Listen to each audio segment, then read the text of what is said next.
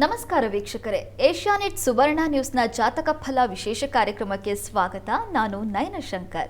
ಇವತ್ತು ಸೋಮವಾರ. ಈ ದಿನದ ವಿಶೇಷತೆ ಹೇಗಿದೆ, ದ್ವಾದಶ ರಾಶಿಗಳ ಫಲಾಫಲ ಹೇಗಿದೆ, ಜೊತೆಗೆ ನೀವು ಕಳಿಸಿರುವಂತಹ ಸಂದೇಶಗಳಿಗೆ ಪರಿಹಾರವೇನು, ಎಲ್ಲವನ್ನ ನೋಡೋಣ. ಇದೀಗ ನಮ್ಮ ಜೊತೆ ಖ್ಯಾತ ಜ್ಯೋತಿಷಿಗಳಾಗಿರುವಂತಹ ಶ್ರೀಕಂಠ ಶಾಸ್ತ್ರಿ ಅವರಿದ್ದಾರೆ.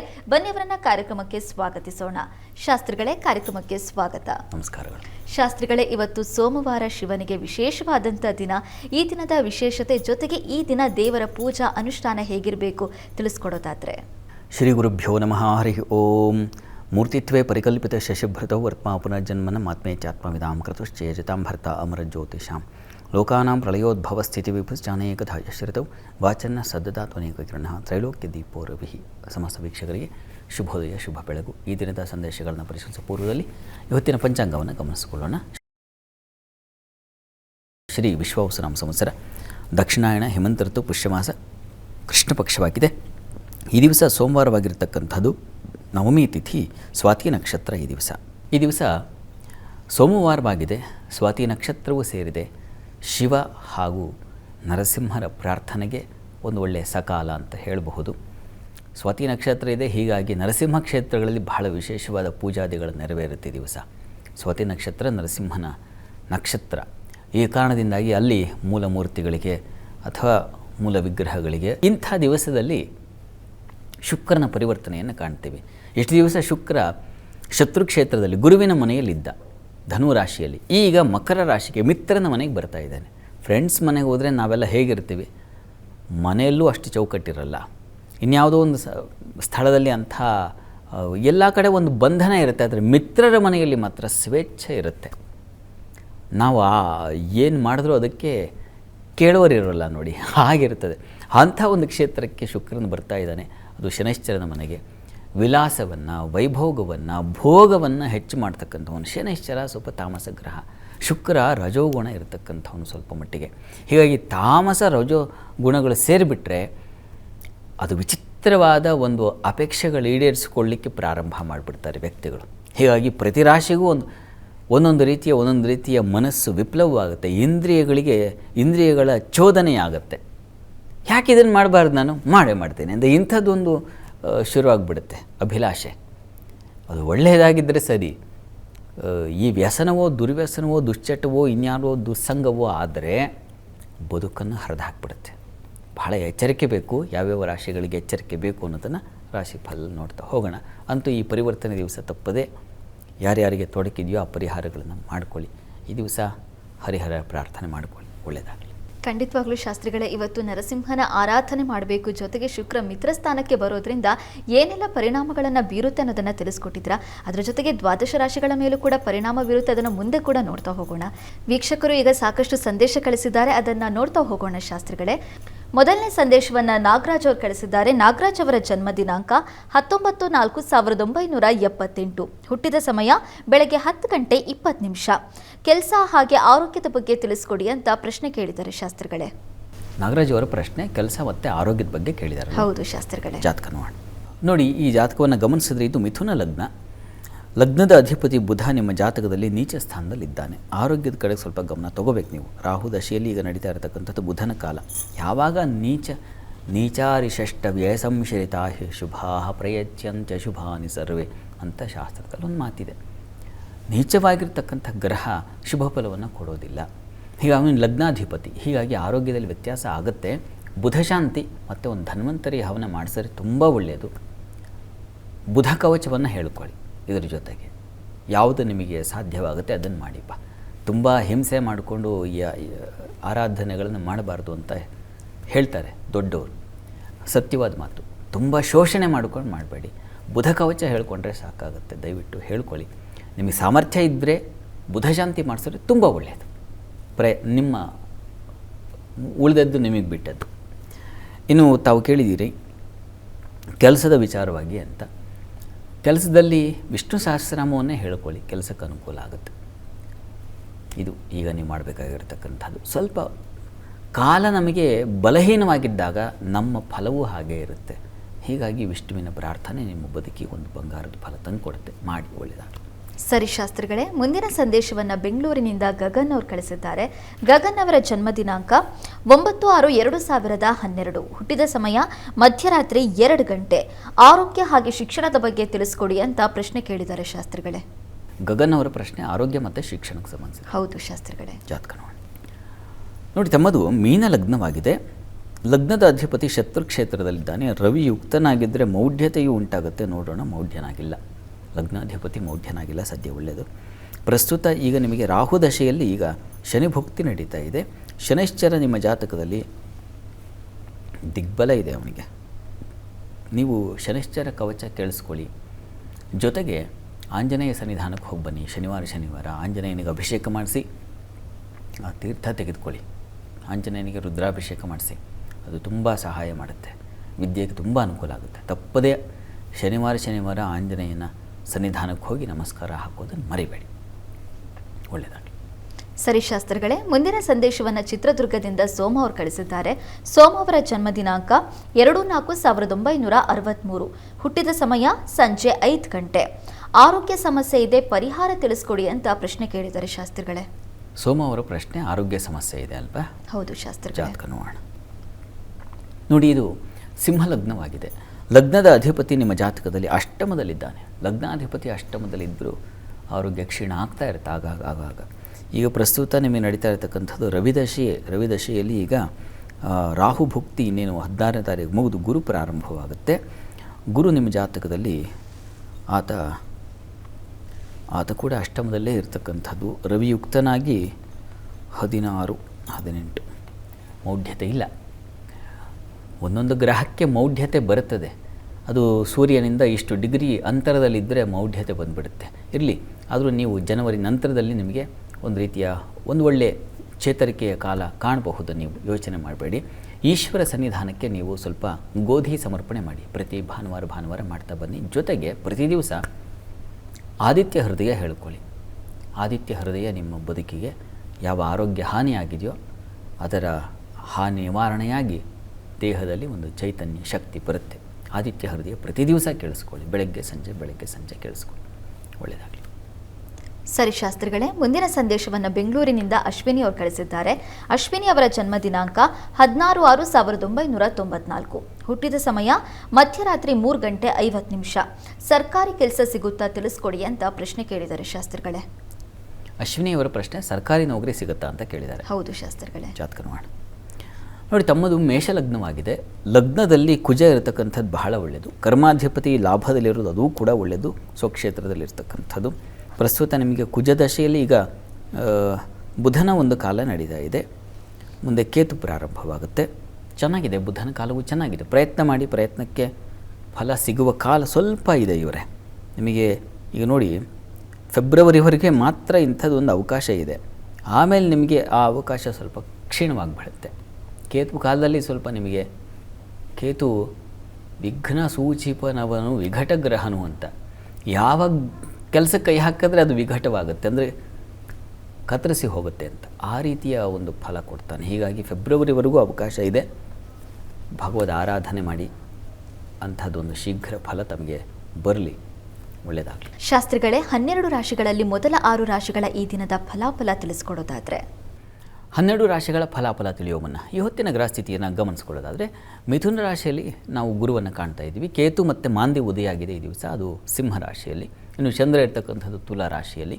ಇನ್ನು ಧನು ರಾಶಿಯಲ್ಲಿ ರವಿ, ಬುಧ, ಕುಜ, ಶುಕ್ರರನ್ನು ಕಾಣ್ತಾ ಇದ್ದೀವಿ. ಶುಕ್ರನ ಪರಿವರ್ತನೆ ಇದೆ ಈ ದಿವಸ. ಮಕರ ರಾಶಿಗೆ ಬರ್ತಾನೆ ಶುಕ್ರ. ಸಂತೋಷದ ಒಂದು ವಾತಾವರಣ ಉಂಟು ಮಾಡ್ತಾನೆ, ಯೋಚನೆ ಮಾಡಬೇಡಿ. ನಂತರದಲ್ಲಿ ರಾಹು, ಶನೈಶ್ಚರ ಯಥಾಪ್ರಕಾರ ಕುಂಭ ಮೀನಗಳಲ್ಲಿದ್ದಾರೆ. ಹೀಗಿರುವಾಗ ಈ 12 ರಾಶಿಗಳ ಫಲಾಫಲ ತಿಳಿತಾ ಹೋಗೋಣ. ಮೊದಲಿಗೆ ಮೇಷರಾಶಿಯವರಿಗೆ ಧನಾಧಿಪತಿಯಾಗಿರ್ತಕ್ಕಂಥ ಒಂದು ಕರ್ಮಸ್ಥಾನಕ್ಕೆ ಬರ್ತಾ ಇದ್ದಾನಲ್ಲ, ವ್ಯವಹಾರದ ಅಧಿಪತಿ ಕರ್ಮಸ್ಥಾನಕ್ಕೆ ಬರ್ತಾ ಇದ್ದಾನೆ. ಹೀಗಾಗಿ ಕೇಂದ್ರ ಸ್ಥಾನಕ್ಕೆ ಬಂದಾಗ ಅತ್ಯಂತ ಶುಭ ಫಲವನ್ನು ಕೊಡ್ತವೆ ಶುಭ ಗ್ರಹಗಳು. ಈ ಕಾರಣದಿಂದಾಗಿ ಧನ ಸಮೃದ್ಧಿ, ಉದ್ಯೋಗ ಸಮೃದ್ಧಿ, ಉದ್ಯೋಗದಲ್ಲಿ ಹೊಸ ಅವಕಾಶಗಳು, ಅಲಂಕಾರ, ವಸ್ತ್ರ, ಆಭರಣ ಇಂಥ ಕ್ಷೇತ್ರಗಳಲ್ಲಿ ಕೆಲಸ ಮಾಡೋರಿಗೆ ವಿಶೇಷ ಉನ್ನತಿ, ಸ್ಥಾನಮಾನ, ಭದ್ರತೆ 1, 2 ಶುಕ್ರನಿಂದಾಗಿ ವೈಭೋಗದ ಫಲ ಇದೆ ನಿಮಗೆ. ವೃತ್ತಿಯಲ್ಲಿ ಒಂದು ವಿಶೇಷ ಸಾಧನೆ ಮಾಡಿ ಪ್ರಶಂಸೆ, ಗೌರವಗಳಿಗೆ ಪಾತ್ರರಾಗ್ತಕ್ಕಂಥ ಒಂದು ಕಾಲ ಈ ಹೊತ್ತಿನಿಂದ ಪ್ರಾರಂಭ ಆಗುತ್ತೆ ನಿಮಗೆ. ಶುಕ್ರನ ಸಂಚಾರ ಸಂಪೂರ್ಣ ಚೆನ್ನಾಗಿದೆ ಇನ್ನು ಮುಂದೆ. ಹೀಗಾಗಿ ನಿಮ್ಮನ್ನು ಹಿಡಿಯೋರಿಲ್ಲ ಇನ್ನೊಂದು 3-4 ತಿಂಗಳು ತುಂಬ ಚೆನ್ನಾಗಿದೆ. ಇನ್ನು ಈ ದಿವಸದ ಮಟ್ಟಿಗೆ ಚಂದ್ರನು ಸಪ್ತಮದಲ್ಲಿರೋದು ದಾಂಪತ್ಯದಲ್ಲಿ ಅನ್ಯೋನ್ಯತೆ, ಸಾಮರಸ್ಯ, ಈ ರೀತಿಯ ಶುಭ ಫಲಗಳನ್ನು ಕಾಣಬಹುದು. ಈ ದಿವಸ ಸ್ವಲ್ಪ ಮಟ್ಟಿಗೆ ಉದರ ಬಾಧೆ ಸೂಚಿಸ್ತಾ ಇದೆ, ಗಮನ ಇಟ್ಟುಕೊಳ್ಳಿ. ಈ ದಿವಸ ಗಣಪತಿ ಪ್ರಾರ್ಥನೆ ಮಾಡಿಕೊಳ್ಳಿ. ಇನ್ನು ವೃಷಭ ರಾಶಿಯವರಿಗೆ ನಿಮ್ಮ ರಾಶ್ಯಾಧಿಪತಿ ಶುಕ್ರ ಭಾಗ್ಯಸ್ಥಾನಕ್ಕೆ ಬರ್ತಾ ಇದ್ದೇನೆ. ಭಾಗ್ಯೋದಯದ ದಿವಸ ಈ ದಿವಸ, ಅಂದರೆ ಅದೃಷ್ಟದ ಬಾಗಲು. ನಾವು ಕಳೆದ ವಾರ ಹೇಳ್ತಾ ಇದ್ವಲ್ಲ, ವೈಕುಂಠ ದ್ವಾರ ತೆರೆಯಿತು, ಓಪನ್ ಆಯಿತು ಅಂತ. ಹಾಗೆ ನಿಮಗೆ ಅದೃಷ್ಟದ ದ್ವಾರ ತೆರೆದುಕೊಳ್ಳುತ್ತೆ. ತುಂಬ ಚೆನ್ನಾಗಿದೆ. ದೈವಾನುಕೂಲದಿಂದ ವಿಶೇಷ ಅನುಕೂಲಗಳು ಉಂಟಾಗ್ತಕ್ಕಂಥದ್ದು, ವಿವಾಹಾದಿ ಮಂಗಳ ಕಾರ್ಯಗಳು ಏರ್ಪಾಡಾಗ್ತಕ್ಕಂಥದ್ದು, ಒಂದು ಹೊಸ ಪ್ರಯತ್ನಗಳಿಗೆ ಫಲ ಸಿಗ್ತಕ್ಕಂಥ ಸಾಧ್ಯತೆ, ಈ ರೀತಿಯಲ್ಲಿ ಶುಭ ಫಲಗಳನ್ನು ಕಾಣಬಹುದು. ಈ ದಿವಸ ಕೆಲಸ ಕಾರ್ಯಗಳಂತೂ ತುಂಬ ಚೆನ್ನಾಗಿದೆ. ವಿಶೇಷವಾದ ಅನುಕೂಲ, ಲಾಭ ಗಳಿಸಲಿಕ್ಕೆ ಅವಕಾಶಗಳಿದ್ದಾವೆ. ಚಂದ್ರನ ಸ್ತ್ರೀಯರಿಗೆ ಸ್ವಲ್ಪ ಮಟ್ಟಿಗೆ ಸಾಲ ಶತ್ರುಗಳ ಲಕ್ಷಣ ಸೂಚಿಸ್ತಾ ಇದೆ. ಸ್ವಲ್ಪ ಹುಷಾರಾಗಿರಿ. ಪ್ರಯಾಣದಲ್ಲಿ ಸ್ವಲ್ಪ ತೊಂದರೆ ಸೂಚಿಸ್ತಾ ಇದೆ ಈ ದಿವಸ. ಹೀಗಾಗಿ ಗಣಪತಿ ಪ್ರಾರ್ಥನೆ ಮಾಡಿಕೊಂಡು ಪ್ರಯಾಣ ಬೆಳೆಸಿ. ಇನ್ನು ಮಿಥುನ ರಾಶಿಯವರಿಗೆ ಶುಕ್ರ ಅಷ್ಟಮಕ್ಕೆ ಹೋಗ್ತಾ ಇದ್ದಾನೆ. ಹೀಗಾಗಿ ಆರೋಗ್ಯ ಏನಾದರೂ ಹದಗೆಟ್ಟಿದರೆ ಅದು ಚೇತರಿಕೆ ಆಗುತ್ತೆ. ಅಲ್ಲಿ ದೀರ್ಘಾಯುಷಿ ಅಂತ ಹೇಳಿದೆ. ಹೀಗಾಗಿ ಆರೋಗ್ಯದಲ್ಲಿ ಚೇತರಿಕೆ ಉಂಟಾಗುತ್ತೆ. ಶುಕ್ರ ಅಷ್ಟಮಕ್ಕೆ ಹೋಗ್ತಾ ಇದ್ದಾನಲ್ಲಪ್ಪ, ಏನು ಕಥೆ ಅಂತ ಏನು ಗಾಬರಿ ಆಗಬೇಕಾಗಿಲ್ಲ, ಚೆನ್ನಾಗೇ ಇದೆ. ಇನ್ನು ಈ ದಿವಸ ಚಂದ್ರ ಪಂಚಮದಲ್ಲಿದ್ದರೆ ಬುದ್ಧಿಶಕ್ತಿ, ಧೀಶಕ್ತಿ ಹೆಚ್ಚಾಗುತ್ತೆ. ಹೆಣ್ಮಕ್ಕಳಿಗೆ ಪ್ರತಿಭಾ ಚಾತುರ್ಯ ಚೆನ್ನಾಗಿರುತ್ತೆ. ಈ ದಿವಸ ವೃತ್ತಿಯಲ್ಲೂ ವಿಶೇಷ ಅನುಕೂಲ, ಶುಭ ಫಲ ಕಾಣಬಹುದು, ಸಂಶಯ ಇಲ್ಲ. ಈ ದಿವಸ ಅವರೇ ಧಾನ್ಯ ದಾನ ಮಾಡಿ ಮಹಾಲಕ್ಷ್ಮಿ ಸನ್ನಿಧಾನಕ್ಕೆ, ಇನ್ನೂ ಹೆಚ್ಚಿನ ಫಲ ಕಾಣಬಹುದು. ಅವನು ವ್ಯಯಾಧಿಪತಿ, ಹೀಗಾಗಿ ಒಂದು ಎಚ್ಚರಿಕೆ ಬೇಕು ನಿಮಗೆ. ಕರ್ಕಟಕ ರಾಶಿಯವರಿಗೆ ಈ ದಿವಸ ಕೆಲಸ ಕಾರ್ಯಗಳಲ್ಲಿ ತುಂಬ ಚೆನ್ನಾಗಿದೆ. ಲಾಭಾಧಿಪತಿಯಾಗಿರ್ತಕ್ಕಂಥ ಸಪ್ತಮಕ್ಕೆ ಬಂದರೆ ವಿವಾಹ ಲಾಭ, ಮತ್ತು ವ್ಯಾಪಾರಿಗಳು, ಅದರಲ್ಲೂ ವಸ್ತ್ರಾಭರಣ ವ್ಯಾಪಾರಿಗಳು, ಮತ್ತು ಯಾವುದು ಈಗ ನಾವು ಗ್ರಾಫಿಕ್ಸು ಅಥವಾ ಇನ್ಯಾವುದು ಸಿನಿಮಾ, ಈ ರೀತಿಯ ರಂಗಕರ್ಮ ಅಂತ ಯಾವುದು ಕರಿತೀವಿ, ಎಲ್ಲದಕ್ಕೆ ಅನ್ವಯ ಆಗುತ್ತಿದ್ದು. ಅದರಲ್ಲಿ ಕಾಸ್ಟ್ಯೂಮ್ ಆಗುತ್ತೆ, ಮೇಕಪ್ ಆಗುತ್ತೆ, ಅಲಂಕಾರ ಆಗುತ್ತೆ, ಸಂಗೀತ, ವಾದ್ಯ, ನೃತ್ಯ, ಗೀತ, ಪಟ್ಟಿ ಮಾಡ್ತಾ ಹೋದರೆ ದೊಡ್ಡದಾಗಿದೆ. ಅಲ್ಲೆಲ್ಲ ತುಂಬ ಚೆನ್ನಾಗಿದೆ. ತುಂಬ ವಿಶೇಷವಾದ ಲಾಭಗಳಿಗೆ ಅವಕಾಶಗಳಿದ್ದಾವೆ. ದಾಂಪತ್ಯದಲ್ಲಿ ಸಾಮರಸ್ಯ, ಅನ್ಯೋನ್ಯತೆ ಕಾಣಲಿಕ್ಕೆ ಅವಕಾಶಗಳಿದ್ದಾವೆ. ಚೆನ್ನಾಗಿದೆ. ಚಿತ್ತೋತ್ಥ ಬಯಕೆಗಳು ಹಾಗೆ ಅತಿಯಾಗುತ್ತೆ. ಅದು ಬೇಕು, ಇದು ಮಾಡಬೇಕು, ಮತ್ತೊಂದು ಮಾಡಬೇಕು, ಹೀಗೆ ನಿಮ್ಮ ಮನಸ್ಸು ಕೂಡ ರಾಡಿ ಆಗಿಬಿಡಬಹುದು. ಕಂಟ್ರೋಲಲ್ಲಿ ಇಟ್ಕೊಳ್ಳಿ. ಇದಕ್ಕೆ ಮಹಾಲಕ್ಷ್ಮಿ ಪ್ರಾರ್ಥನೆ ಮಾಡಿ. ಈ ದಿವಸ ಅಂತೂ ತುಂಬ ಚೆನ್ನಾಗಿದೆ. ಸಿಂಹರಾಶಿಯವರಿಗೆ ಈ ದಿವಸ ಧೈರ್ಯೋತ್ಸಾಹಗಳ ದಿವಸ. ಕರ್ಮಾಧಿಪತಿ ಷಷ್ಠಕ್ಕೆ ಬರ್ತಾ ಇದ್ದೇನೆ. ಸ್ವಲ್ಪ ವೃತ್ತಿಯಲ್ಲಿ ಎಚ್ಚರ ವಹಿಸಬೇಕು. ಎಂಥ ಕೌಶಲ್ಯ ಪ್ರದರ್ಶನ ಮಾಡ್ತಾ ಇದ್ದವ್ರಿಗೂ ಒಂದು ಸ್ವಲ್ಪ ತೊಂದರೆ ಅಥವಾ ಸಹೋದ್ಯೋಗಿಗಳಿಂದ ಸ್ವಲ್ಪ ಕಿರುಕುಳ ಇವುಗಳೆಲ್ಲ ಶುರುವಾಗ್ಬಿಡೋ ಸಾಧ್ಯತೆ ಇರುತ್ತೆ. ಗಮನ ಇರಲಿ. ಆದರೆ ಈ ದಿವಸ ಹೆಣ್ಮಕ್ಕಳಿಗೆ ಸ್ವಲ್ಪ ಧೈರ್ಯ ಇದೆ. ಆರೋಗ್ಯದ ಸ್ವಲ್ಪ ಏರುಪೇರಾಗುತ್ತೆ. ತಲೆನೋವು, ಟೆನ್ಷನ್ ಶುರುವಾಗೋ ಸಾಧ್ಯತೆ, ಅದನ್ನೆಲ್ಲ ಸೂಚಿಸ್ತಾ ಇದೆ. ತಪ್ಪದೇ ಗಣಪತಿ ಸನ್ನಿಧಾನದಲ್ಲಿ ಅಭಿಷೇಕ ಮಾಡಿಸಿ ಈ ದಿವಸ.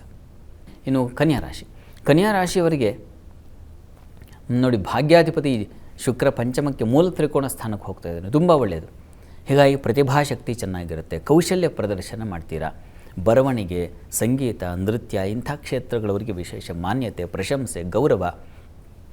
ಒಳ್ಳೆ ಸಂಗೀತ ಟೀಚರ್ ಹುಡುಕ್ತಾ ಇದ್ನಪ್ಪ, ಸಿಗ್ತಾ ಇಲ್ಲ ಅಂದರೆ ಈಗ ಸಿಗುವ ಸಾಧ್ಯತೆ. ಗುರು ಅನ್ವೇಷಣೆ, ಆ ರೀತಿಯಲ್ಲಿ ಶುಭ ಫಲ ಇದೆಲ್ಲ ಕಾಣಬಹುದು. ಧರ್ಮ ಕಾರ್ಯಗಳಲ್ಲಿ ಭಾಗಿಯಾಗ್ತೀರಾ. ದೇವರು ಪೂಜೆ ಪುನಸ್ಕಾರ ಇಂಥವುಗಳಲ್ಲಿ ಯಶಸ್ಸು, ಕೀರ್ತಿ ಇದೆಲ್ಲ ತುಂಬ ಚೆನ್ನಾಗಿದೆ. ಈ ದಿವಸ ಅಂತೂ ಸುಗ್ರಾಸ ಭೋಜನ, ಕುಟುಂಬ ಸೌಖ್ಯ, ಹೆಣ್ಣು ಮಕ್ಕಳಿಗೆ ವಿಶೇಷ ಧನಲಾಭ, ಇವು ತುಂಬ ಚೆನ್ನಾಗಿದ್ದಾರೆ. ಈ ದಿವಸ ಸ್ವಲ್ಪ ಕಾಲಿಗೆ ಪೆಟ್ಬಿಡಬಹುದು, ಹುಷಾರಾಗಿ ಓಡಾಡಿ. ಇಷ್ಟ ದೇವತಾರಾಧನೆ ಮಾಡಿ. ಇನ್ನು ತುಲಾರಾಶಿಯವರಿಗೆ ವೃತ್ತಿಯಲ್ಲಿ ಬಹಳ ವಿಶೇಷವಾದ ಅನುಕೂಲಗಳು, ಸೌಖ್ಯ, ಸಾಮರಸ್ಯ. ಚಂದ್ರ ಚೆನ್ನಾಗಿದ್ದಾನೆ. ಈ ಕಾರಣದಿಂದಾಗಿ ಹೆಣ್ಮಕ್ಕಳಿಗೆ ಧೈರ್ಯ, ಲಾಭ. ಶುಕ್ರ ನಿಮ್ಮ ರಾಶ್ಯಾಧಿಪತಿ ಅವನು ಚತುರ್ಥಕ್ಕೆ ಹೋದರೆ ದಿಗ್ಬಲ ಇರುತ್ತೆ. ಹೀಗಾಗಿ ವಾಹನ ತಗೊಳ್ಳೋದು, ಮನೆ ಕಟ್ಟೋದು, ಸೈಟ್ ತಗೊಳ್ಳತಕ್ಕಂಥ ಒಂದು ಆಲೋಚನೆಗಳು, ಅವುಗಳಿಗೆ ಬೇಕಾಗಿರ್ತಕ್ಕಂಥ ಪೂರಕ ಸಹಾಯಗಳು, ಇವುಗಳೆಲ್ಲ ಏರ್ಪಾಡಾಗುವ ಸಾಧ್ಯತೆಯನ್ನು ಸೂಚಿಸ್ತಾ ಇದೆ. ತುಂಬ ಚೆನ್ನಾಗಿದೆ. ಪ್ರಾರ್ಥನೆ ಈ ದಿವಸ ನೀವು ಕೂಡ ಇಷ್ಟ ದೇವತಾರಾಧನೆ ಮಾಡಿ. ವೃಶ್ಚಿಕ ರಾಶಿಯವರಿಗೆ ಕೆಲಸ ಕಾರ್ಯಗಳಲ್ಲಿ ಸ್ವಲ್ಪ ತೊಡಕು, ಹಿನ್ನಡೆ, ವಿಘ್ನಗಳನ್ನು ಸೂಚಿಸ್ತಾ ಇದೆ. ಈ ದಿವಸ ಹೆಣ್ಣುಮಕ್ಕಳಿಗೆ ಪರಿಶ್ರಮ. ಶುಕ್ರ ವ್ಯಯಾಧಿಪತಿ ತೃತೀಯಕ್ಕೆ ಹೋದರೆ ಕೆಲಸಗಾರರು, ಸೇವಕರು ಇಂಥವರಿಗಾಗಿ ಅಲೆದಾಟ, ಅವರಿಗಾಗಿ ಖರ್ಚು ಮಾಡಬೇಕು. ಅವರ ಆರೋಗ್ಯ ಇತ್ಯಾದಿ ವಿಚಾರ, ಅಗತ್ಯ ವಿಚಾರ ಬಂದಾಗ ಖಂಡಿತ ಮಾಡಬೇಕು. ಆ ರೀತಿಯಲ್ಲಿ ನಿಮಗೆ ಸ್ವಲ್ಪ ಓಡಾಟ ಇರುತ್ತೆ. ಈ ಒಂದು ಸಂದರ್ಭದಲ್ಲಿ ಗಮನ ಇಟ್ಟುಕೊಳ್ಳಿ. ಈ ದಿವಸ ತಪ್ಪದೇ ನವಗ್ರಹ ಸ್ತುತಿ ಪಠಿಸಿ. ಇನ್ನು ಧನುರಾಶಿಯವರಿಗೆ ಕೆಲಸ ಕಾರ್ಯಗಳಲ್ಲಿ ಈ ದಿವಸ ಹೆಚ್ಚಿನ ಅನುಕೂಲ ಕಾಣಬಹುದು, ಸಂಶಯ ಇಲ್ಲ. ಲಾಭಾಧಿಪತಿ ಧನಸ್ಥಾನಕ್ಕೆ ಬಂದರೆ ಧನ ಸಮೃದ್ಧಿ. ಹೂವಿನ ವ್ಯಾಪಾರಿಗಳಿಗೆ, ಹಾಲು ಹೈನು ಕ್ಷೇತ್ರದಲ್ಲಿರ್ತಕ್ಕಂಥವರಿಗೆ, ವಸ್ತ್ರ ಆಭರಣ ಕ್ಷೇತ್ರಗಳಲ್ಲಿ ಕೆಲಸ ಮಾಡೋರಿಗೆಲ್ಲ ಲಾಭದಾಯಕವಾಗಿದೆ. ಗಾರ್ಮೆಂಟ್ಗಳಲ್ಲಿ ಕೆಲಸ ಮಾಡ್ತಕ್ಕಂಥ ಮಹಿಳೆಯರಿಗೆ, ಹೆಣ್ಮಕ್ಳಿಗೆ ಪಾಪ ತುಂಬ ಚೆನ್ನಾಗಿದೆ. ಯಾವುದೋ ಒಂದು ರೀತಿಯ ಸಹಾಯ ಸಿಗ್ತಕ್ಕಂಥ ಸಾಧ್ಯತೆ. ಹಣ ಅಂತೂ ಸಮೃದ್ಧವಾಗಿ ಬರುತ್ತೆ, ಯೋಚನೆ ಮಾಡಬೇಡಿ. ಚಂದ್ರನು ಲಾಭ ಸ್ಥಾನದಲ್ಲಿದ್ದಾನೆ, ಹೀಗಾಗಿ ಹೆಣ್ಣುಮಕ್ಕಳಿಗೆ ಲಾಭ, ಅಧಿಕಾರ, ಬಲ ಇವೆಲ್ಲ ಸೂಚಿಸ್ತಾ ಇದೆ ಈ ದಿವಸ. ಚೆನ್ನಾಗಿದೆ. ಪ್ರಾರ್ಥನೆ ಈ ದಿವಸ ಗಣಪತಿ ಪ್ರಾರ್ಥನೆ ಮಾಡಿ. ಇನ್ನು ಮಕರ ರಾಶಿಯವರಿಗೆ ಇಷ್ಟು ದಿವಸ ಕೆಲಸಗಳಲ್ಲಿ ಪರಿಶ್ರಮ ಇತ್ತು, ಈ ಹೊತ್ತಿನಿಂದ ಕೆಲಸದಲ್ಲಿ ವಿಶೇಷವಾದ ಅನುಕೂಲಗಳು. ನಿಮ್ಮ ಆಲೋಚನೆ, ಹೊಸ ಆಲೋಚನೆ, ಏನೋ ಹೊಸದಾಗಿ ಶುರು ಮಾಡೋಣ. ಎಷ್ಟೋ ಜನಕ್ಕೆ ಈಗ ಯೂಟ್ಯೂಬ್ ಒಂದು ಬಲ ಬಂದುಬಿಟ್ಟಿದೆ, ನಾನು ಒಂದು ಮಾಡಿಬಿಡೋಣ ಅನ್ನೋ ರೀತಿಯಲ್ಲಿ ಆ ರೀತಿಯ ಒಂದು ಆಲೋಚನೆಗಳು, ಅಥವಾ ಇನ್ಯಾವುದೋ ಒಂದು ರಂಗ ಕ್ಷೇತ್ರಗಳಿಗೆ ಸಂಬಂಧಿಸಿದ ಹಾಗೆ, ಕಲೆಗೆ ಸಂಬಂಧಿಸಿರ್ತಕ್ಕಂಥವುಗಳಲ್ಲಿ ತೊಡಗಿ ಅದರಲ್ಲಿ ಲಾಭ ಪಡೆಯೋದು ಹೇಗೆ ಅನ್ನೋದು ಮಾಡ್ತಕ್ಕಂಥ ಸಾಧ್ಯತೆ ಇದೆ. ಆ ರೀತಿಯಲ್ಲಿ ತುಂಬ ಚೆನ್ನಾಗಿದೆ. ಸೋಷಿಯಲ್ ನೆಟ್ವರ್ಕ್ ಜಾಸ್ತಿ ಮಾಡ್ಕೊಳ್ತೀರಾ, ಆ ರೀತಿಯಲ್ಲೆಲ್ಲ ಶುಭ ಫಲ. ಸಂಗಾತಿಯಲ್ಲಿ ಸಾಮರಸ್ಯ, ಅನ್ಯೋನ್ಯತೆ, ವೃತ್ತಿಯಲ್ಲಿ ವಿಶೇಷವಾದ ಗೌರವ ಪ್ರಾಪ್ತಿ ತುಂಬ ಚೆನ್ನಾಗಿದೆ. ಪ್ರಾರ್ಥನೆಗೆ ದಿವಸ ಕಾರ್ತವೀರ್ಯಾರ್ಜುನ ಸ್ಮರಣೆ ಮಾಡಿ. ವಸ್ತು ನಷ್ಟತೆ ಕೂಡ ಇದೆ. ಇನ್ನು ಕುಂಭರಾಶಿಯವರಿಗೆ ಭಾಗ್ಯಾಧಿಪತಿಯಾಗಿರ್ತಕ್ಕಂಥ ಶುಕ್ರ ವ್ಯಯಕ್ಕೆ ಬರ್ತಾ ಇದ್ದಾನೆ ಸ್ವಾಮಿ, ನೀವು ಸ್ವಲ್ಪ ಎಚ್ಚರಿಕೆಯಿಂದ ಇರಬೇಕು. ಕುಂಭರಾಶಿಯವರಿಗೆ ಹೆಣ್ಮಕ್ಕಳಿಗೆ ಅದರಲ್ಲೂ ಅತಿ ವ್ಯಯ, ಅತಿ ಅಲೆದಾಟ, ನಷ್ಟ, ತುಂಬ ಆತ್ಮೀಯರು. ಸುಖಾಧಿಪತಿ ಹೌದವನು, ಸುಖಾಧಿಪತಿ ವ್ಯಯಕ್ಕೆ ಬಂದಾಗ ಸುಖಹೀನತೆ, ಅಂದ್ಕೊಳ್ತೀರ ಏನೋ ಮಾಡೋಣ ಅಂತದ್ದು ಆಗ್ತಾ ಇಲ್ಲ, ನಿಮ್ಮ ಹತ್ತಿರ ಇರತಕ್ಕಂಥದ್ದೆಲ್ಲ ದೂರ ಆಗಿಬಿಡ್ತಕ್ಕಂಥದ್ದು, ಈ ರೀತಿಯ ಸ್ವಲ್ಪ ತೊಡಕು ಶುಕ್ರ ಸೂಚಿಸ್ತಾನೆ. ಹೀಗಾಗಿ ಸ್ವಲ್ಪ ಸಮಾಧಾನವಾಗಿ ಇದ್ಬಿಡಿ. ಚಂದ್ರ ಒಬ್ಬ ಚೆನ್ನಾಗಿದ್ದಾನೆ ಈ ದಿವಸ. ದೇವರು ಪೂಜೆ ಪುನಸ್ಕಾರ ಅಂತ ಈ ರೀತಿಯಲ್ಲಿ ಓಡಾಡಿ ಯಾವುದೋ ಒಂದು ಕ್ಷೇತ್ರ ದರ್ಶನ ಮಾಡ್ತಕ್ಕಂಥ ಒಂದು ಮನಸ್ಸು, ಬಯಕೆ ಉಂಟಾಗುತ್ತೆ. ತಂದೆ ಮಕ್ಕಳಲ್ಲೂ ಸಾಮರಸ್ಯ ಚೆನ್ನಾಗಿದೆ. ಸಂಗಾತಿಯಲ್ಲಿ ದಿವಸ ಸ್ವಲ್ಪ ವಿರಹದ ಭಾವನೆ ಇರ್ತದೆ. ಶಿವಶಕ್ತಿಯರ ಆರಾಧನೆ ಮಾಡಿ. ಪ್ರತಿ ದಿವಸ ಅಥವಾ ಪ್ರತಿ ಶುಕ್ರವಾರ, ಇನ್ನೊಂದು ತಿಂಗಳು 4 ಶುಕ್ರವಾರ ತಪ್ಪದೆ ಅವರೇ ಧಾನ್ಯ ದಾನ ಮಾಡಿ ಮಹಾಲಕ್ಷ್ಮಿ ಸನ್ನಿಧಾನಕ್ಕೆ. ಇನ್ನು ಮೀನರಾಶಿಯವರಿಗೆ ಕೆಲಸ ಕಾರ್ಯಗಳಲ್ಲಿ ತುಂಬ ಚೆನ್ನಾಗಿದೆ. ವಸ್ತ್ರಾಭರಣ ಕ್ಷೇತ್ರಗಳಲ್ಲಿಯವರಿಗೆ ಲಾಭದಾಯಕವಾಗಿದೆ. ಸ್ತ್ರೀಯರಿಗೆ ವಿಶೇಷವಾದ ಲಾಭ, ಹೈನುಗಾರರಿಗೆ ಬಹಳ ವಿಶೇಷವಾದ ಲಾಭ ಇದೆ. ಚಂದ್ರ ಅಷ್ಟಮದಲ್ಲಿದ್ದಾನೆ ಈ ದಿವಸ, ಹೀಗಾಗಿ ಸ್ವಲ್ಪ ಹೆಣ್ಣುಮಕ್ಕಳಿಗೆ ಸ್ವಲ್ಪ ದುಃಖ, ವ್ಯಥೆಯ ವಾತಾವರಣ ಇರುತ್ತದೆ. ತುಂಬ ಅಟ್ಯಾಚ್ಮೆಂಟ್ ಇರುತ್ತಲ್ಲ, ಅಂಥವರಿಂದ ನೋವು ಮಾಡ್ಕೊಳ್ತೀರ. ಆಪ್ತರಿಂದ ನೋವು, ಅದನ್ನು ಸೂಚಿಸ್ತಾ ಇದೆ. ಸ್ವಲ್ಪ ಸಾಲದ ಬಗ್ಗೆ ಹುಷಾರಾಗಿರಿ. ತಪ್ಪದೆ ಈ ದಿವಸ ದುರ್ಗಾ ಸ್ತುತಿ ಹೇಳ್ಕೊಳ್ಳಿ. ಈ ದಿವಸ 12 ರಾಶಿಗಳವರು, ರಾಶಿ ಗೊತ್ತಿಲ್ಲ ಅಂತಕ್ಕಂಥವ್ರು ಹೇಳಬಹುದಾದ ಮಂತ್ರ ಗಮನಿಸಿ. ಓಂ ಶುಭ್ರರೂಪಾಯ ನಮಃ. ಶುಕ್ರನ ಮಂತ್ರ ಇದು ಹೇಳ್ಕೊಳ್ಳಿ, ಅನುಕೂಲ ಆಗುತ್ತೆ. ಶಾಸ್ತ್ರಿಗಳೇ, ಈ ದಿನದ ವಿಶೇಷತೆ, ದ್ವಾದಶ ರಾಶಿಗಳ ಫಲಾಫಲ, ವೀಕ್ಷಕರ ಸಂದೇಶಗಳಿಗೆ ಪರಿಹಾರ ತಿಳಿಸ್ಕೊಟ್ಟಿದ್ದೀರಾ. ಧನ್ಯವಾದಗಳು ಶಾಸ್ತ್ರಿಗಳೇ. ಸರ್ವೇ ಜನಾಃ ಸುಖಿನೋ ಭವಂತು, ಸಮಸ್ತ ಸನ್ಮಂಗಳಾನಿ ಭವಂತು. ಎಲ್ಲರಿಗೂ ಶುಭವಾಗಲಿ. ವೀಕ್ಷಕರೇ, ಇದಾಗಿತ್ತು ಇವತ್ತಿನ ಜಾತಕ ಫಲ ವಿಶೇಷ ಕಾರ್ಯಕ್ರಮ. ನೇರ, ದಿಟ್ಟ, ನಿರಂತರ ಸುದ್ದಿಗಾಗಿ ನೋಡ್ತಾ ಇರಿ ಏಷ್ಯಾನೆಟ್ ಸುವರ್ಣ ನ್ಯೂಸ್.